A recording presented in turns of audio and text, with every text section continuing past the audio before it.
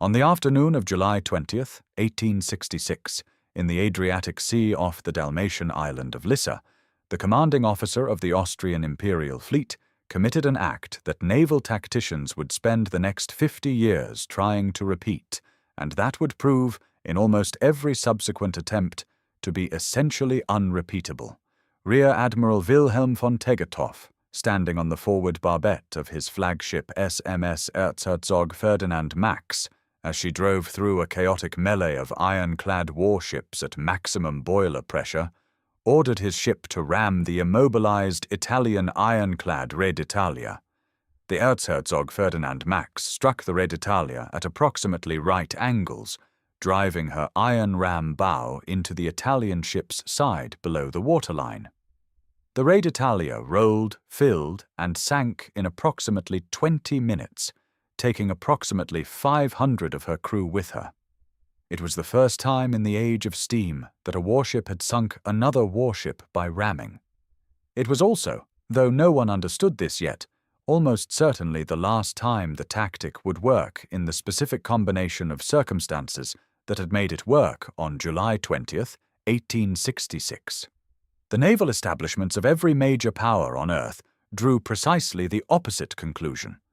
They concluded that the ram was back, that the ancient Greek and Roman tactic of sinking enemy vessels by driving a bronze-tipped prow into them had been vindicated by the technology of steam and iron, and that every warship built from that day forward should be equipped with a ram bow capable of repeating what the Erzherzog Ferdinand Max had done to the Re d'Italia. For approximately 50 years, this conclusion shaped the design of virtually every major warship built in every navy in the world. The ram bow became standard equipment. Naval architects incorporated the distinctive cutwater shape into their designs as a matter of course. Naval tacticians developed elaborate theories about how ram attacks could be coordinated at fleet level. Naval exercises practiced ramming approaches. And in the entire 50-year period during which the ram was standard naval equipment, not a single enemy warship was sunk by deliberate ramming in combat, while a significant number of friendly warships were sunk by accidental ramming during exercises, maneuvers, and poor visibility encounters at sea. The Battle of Lissa was one of the most consequential minor engagements in the history of naval warfare, not because of its strategic outcome, which was limited, but because of the doctrine it appeared to validate, which was wrong, and which remained influential long enough to contribute to disasters that should never have occurred and to shape the design of warships in ways that had no operational justification. Understanding why the battle produced this result requires understanding the specific circumstances of the engagement, the specific decisions that led to the successful ram attack, and the specific ways in which those circumstances were not general principles of naval combat, but singular conditions that were unlikely to be replicated. The Battle of Lissa took place in the context of the 7 Weeks' War, also known as the Austro-Prussian War, the conflict between Prussia and its allies on one side and Austria and its allies on the other, that would ultimately result in Prussian dominance of the German states and the exclusion of Austria from German affairs. Italy was allied with Prussia in this conflict, and the war gave Italy an opportunity to take Venetia from Austria as part of the broader redistribution of territory that the Prussian victory would produce. The Italian military campaign against Austrian-held Venetia was a military disappointment, with Italian land forces suffering a significant defeat at the Battle of Custoza in late June. The Italian Navy, however, had been given the task of capturing the Austro-Hungarian island of Lissa, which served as an Austrian naval base and communications hub in the central Adriatic, and this specific operational task led to the fleet action of July 20th. The Italian fleet under Admiral Carlo Pellion di Persano was significantly more powerful than the Austrian fleet on paper. Italy had 12 armored warships, most of them recently acquired from French and American shipyards and representing some of the most modern ironclads afloat. Austria had 7 armored warships, older and generally considered inferior in individual fighting power to their Italian counterparts, Persano also had a numerical advantage in wooden vessels and a significantly larger fleet overall. The weight of metal Italy could throw in a broadside exceeded Austria's broadside by a margin that should, by any reasonable calculation, have produced an Italian victory. Persano had been bombarding Lissa for 3 days before the Austrian fleet arrived, and the bombardment had been ineffective.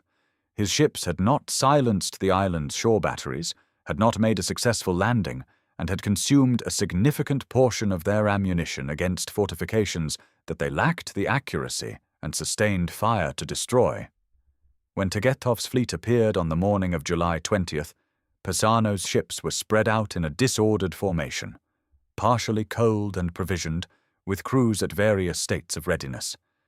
And he was in the process of transferring his flag from the Re d'Italia to the newer and more powerful Affondatore, a process that momentarily left the Italian fleet without clear command communications. Tegethoff had been sailing toward Lissa since receiving news of the Italian attack, and he had been thinking carefully about how to fight a battle in which his fleet was numerically and in individual ship quality inferior to the enemy. His solution was aggressive and tactically unconventional. He would form his fleet in a wedge formation and drive directly into the Italian line, using the momentum of the approach and the confusion of a close-quarters melee to negate the Italian fleet's advantage in long-range firepower. His ships would be equipped with their ram bows and would attempt to ram enemy vessels if the opportunity presented itself, because in a close-quarters melee where the Italian ships could not bring their guns to bear without risk of hitting their own vessels, the ram might prove decisive. This was not a plan that emerged from any established tactical doctrine. There was no established tactical doctrine for ironclad fleet combat in 1866 because the technology of the ironclad was so new that the tactical principles governing its use had not yet been worked out in any systematic way. The Battle of Hampton Roads in 1862 had provided some information about ironclad combat at close range, but the specific tactical lessons of that engagement were debated, and the general conclusions about fleet tactics were unclear. Tegethoff was improvising, drawing on his understanding of the situation and his instinct for aggressive action, and the specific formation he chose, the wedge or V-shape that would concentrate his fleet's striking power for the penetration of the Italian line, reflected his recognition that the Italian fleet's greatest advantage was in organized, disciplined, long-range fire that his inferior ships could not match. The battle began at approximately 10:45 hours when Tegethoff's fleet, approaching in its wedge formation, came within range of the Italian ships, which were still attempting to form a coherent line of battle. The initial phase of the engagement was characterized by heavy gunfire on both sides at ranges that were long for the ironclad gunnery of the period. The results were indecisive. The iron armor of both fleets deflected most of the shots that struck it, and the accuracy of the guns at the ranges initially engaged was insufficient to produce a concentration of hits on any single target adequate to sink or cripple it quickly. Tegethoff drove his flagship directly into the melee, and the battle became exactly the close-quarters confusion that he had intended. Ships of both fleets were maneuvering at speeds of 5 to 8 knots in close proximity, firing at each other at ranges of a few hundred meters or less, with the smoke of the guns reducing visibility severely and the noise of the battle-making command communication essentially impossible. In this chaos, individual ship commanders were making their own tactical decisions because coordination at fleet level had broken down completely. The Re d'Italia was struck by Austrian gunfire during the melee, and the damage to her steering mechanism left her unable to maneuver effectively. A warship that cannot maneuver is a warship that cannot avoid a ram attack. The Erzherzog Ferdinand Max, moving at approximately 11 knots with her boilers at full pressure, struck the immobilized Re d'Italia at approximately 2:45 in the afternoon. The ram drove into the Italian ship's hull below the waterline, the leverage of the blow opening the hull for a length of approximately 1.5 meters and flooding the engine room compartment. The Re d'Italia sank within approximately 20 minutes. The conditions that made this possible were specific and should have been analyzed as such. The Re d'Italia could not maneuver because she had been damaged by gunfire. A maneuverable target, even at 5 or 6 knots, can turn away from a ram attack and force the attacker into a glancing blow or a miss, because the geometry of an approach by a ship of similar speed gives the defender time to react if she has steerage. The melee conditions meant that Tegetthoff was able to approach to ram at close range without being engaged effectively by coordinated Italian fire, because the Italian fleet was in chaos and individual Italian ships were dealing with their own immediate tactical problems. The smoke of the battle reduced visibility enough to allow the Erzherzog Ferdinand Max to close to ramming range without being clearly identified and concentrated upon. These were not general conditions of naval combat. They were the specific conditions of a specific melee at a specific moment. The Italian ironclad Palestro was also lost in the battle, though not to ramming. She caught fire from Austrian gunfire, and the fire reached her magazine, producing an explosion that destroyed the ship. The Austrian losses were minimal. No warships were sunk, though several were damaged. The strategic outcome was an Austrian tactical victory that had no significant effect on the overall course of the war, because Tegetthoff's fleet could not prevent the diplomatic settlement that gave Italy Venetia anyway. The battle was won by Austria, and it did not matter strategically. What mattered enormously and for decades was what observers and naval analysts concluded about why Austria had won. The conclusion they reached was that the ram had decided the battle. This conclusion was not entirely wrong in the sense that the ram attack on the Re d'Italia had indeed sunk her, and that her loss contributed to the Italian fleet's loss of cohesion and will to fight.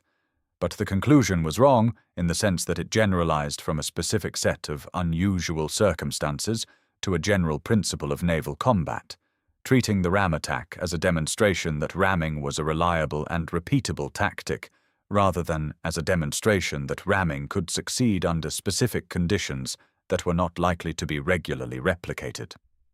The naval architects who began incorporating ram bows into their designs after 1866 were responding to a real event with an analysis that was partially correct and partially wrong, and the wrong part was the part that would prove costly. They were correct that a powerful ship moving at speed could sink another ship by ramming if the conditions were right. They were wrong that the conditions required for successful ramming would be regularly present in naval combat, and they were wrong that the ram bow was worth the design compromises it required. The ram bow, the extension of the hull below the waterline designed to strike an opponent's hull in a ramming attack, imposed specific costs on ship design that went beyond the weight of the structure itself. The ram bow altered the hydrodynamic characteristics of the hull in ways that affected seakeeping and maneuverability. It altered the flooding characteristics of the bow in ways that made collision damage more severe, because the ram bow, in a head-on collision, tended to ride up over or dig into the opposing ship's structure rather than the simple bow-to-bow contact that occurred between conventional hull forms. And it contributed to the most persistent and most costly consequence of the ramming obsession, the propensity of warships equipped with ram bows to sink each other accidentally. The accidental ramming of HMS Victoria by HMS Camperdown on June 22, 1893, was the most catastrophic of the incidents that the ramming obsession produced, and it is worth examining in some detail because it illustrates with particular clarity the ways in which the doctrine derived from the Battle of Lissa was dangerous in ways that its advocates had not adequately considered. HMS Victoria was the flagship of Vice Admiral Sir George Tryon, commanding the British Mediterranean Fleet, and she was carrying out a fleet exercise off the Syrian coast near Tripoli when Tryon ordered a maneuver that required the 2 columns of his fleet to turn toward each other simultaneously. The maneuver required a turning radius that the distance between the columns did not allow. Several officers, including Rear Admiral Albert Markham commanding the 2nd column in HMS Camperdown, recognized that the maneuver would result in collision and hesitated to execute it. Tryon repeated the order. The fleet, trained to execute orders rather than to question them in the Victorian naval culture of the period, complied. The Camperdown struck the Victoria on her starboard side, driving her ram bow into the flagship's hull at approximately right angles at a speed of approximately 5 knots. The damage was severe. The Victoria began flooding immediately, and the flooding could not be controlled. She capsized and sank in approximately 13 minutes after the collision, taking with her 358 men, including Admiral Tryon himself, who refused to leave his ship. Of the Victoria's complement of approximately 712 officers and men, 354 survived. The Victoria's sinking by the Camperdown was not an intentional ram attack. It was an accident produced by a navigation error. But the ram bow of the Camperdown was not incidental to the outcome. A conventional bow would have struck the Victoria's side and might have caused serious damage. The ram bow drove into the hull below the waterline with a shape and a geometry specifically designed to maximize the damage to a vessel's hull below the waterline. It worked. It worked on a British flagship in a British exercise, killing 358 British sailors, the way it had worked on the Re d'Italia at Lissa, killing approximately 500 Italian sailors. The Victoria disaster was not the only accidental ramming in the half-century following Lissa. There were multiple incidents in multiple navies, each one involving a warship's ram bow causing damage to another vessel in an accidental contact that would have been significantly less severe had the attacking vessel's bow not been specifically designed to penetrate hulls below the waterline. The Italian Navy, whose ships had been on the receiving end of the first successful ram attack in the age of steam, was particularly afflicted. The Re d'Italia's sister ship, the Re di Portogallo, was sunk in an accidental collision in 1871. The American Civil War-era ironclad Comanche was accidentally rammed by a riverboat during the war. The pattern was consistent. Ram bows were more dangerous to friendly ships than to enemy ones.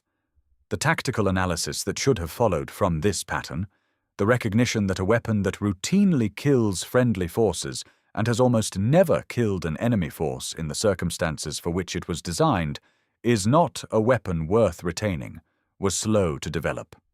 The emotional power of the Lissa precedent was significant. Tegetthoff's victory had been dramatic, the ram attack had been vivid and memorable, and the human mind's tendency to anchor on dramatic specific examples rather than base rates of success and failure made the single successful ram attack at Lissa more persuasive in tactical discussions than the long list of failed or irrelevant ram attempts would have suggested was rational. There were some attempts to repeat the success of Lissa in subsequent conflicts, and they consistently failed to achieve the result their planners hoped for. In the War of the Pacific between Chile, Peru, and Bolivia in 1879 to 1884, the Chilean vessel Huáscar, formerly a Peruvian ironclad, attempted to ram the Chilean corvette Esmeralda and missed.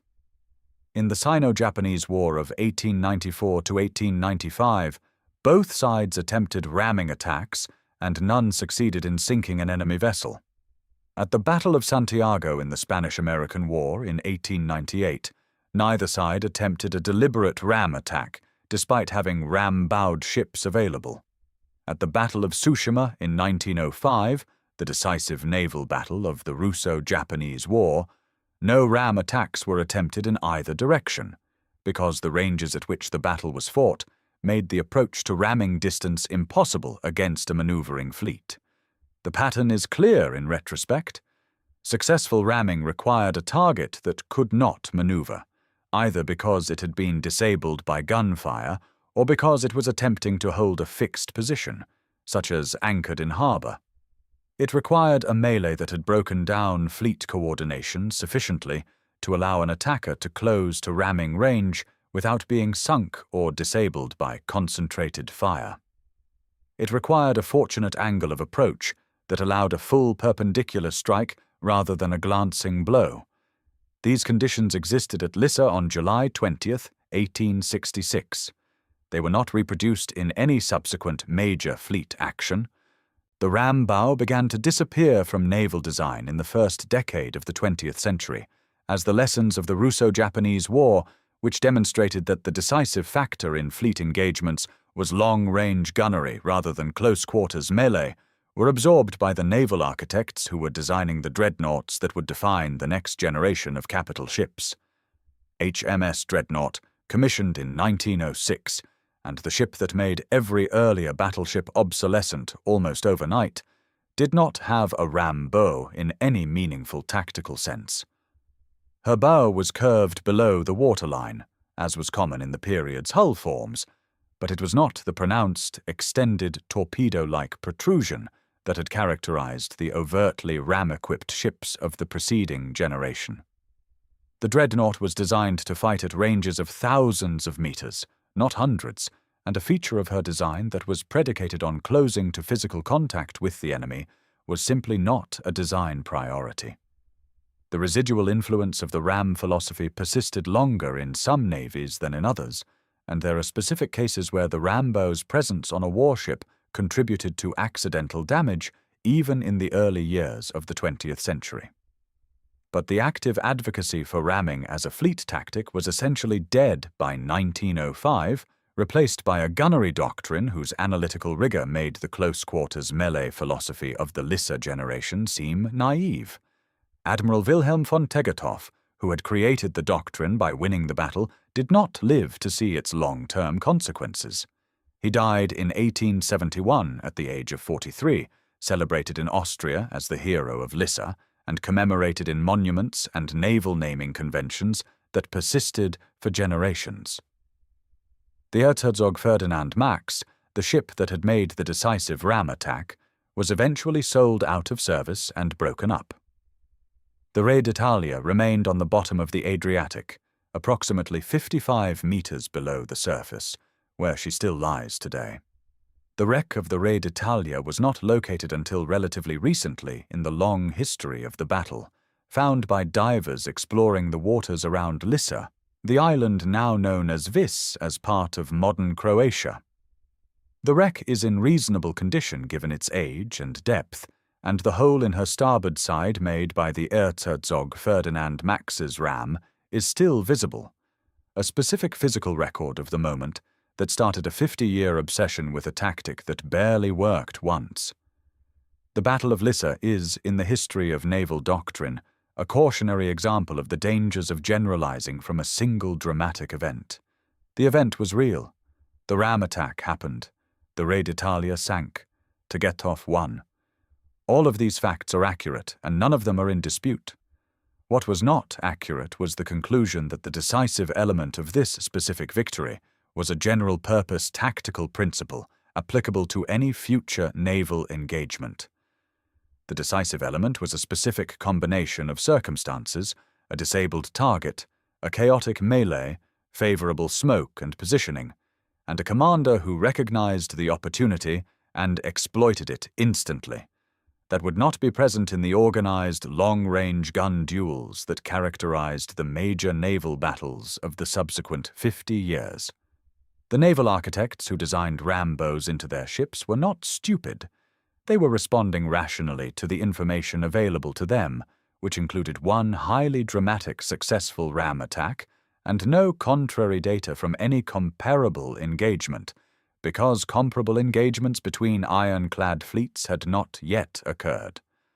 What they lacked was the benefit of the subsequent experience that would have shown them the conditions required for successful ramming were not regularly present in fleet combat.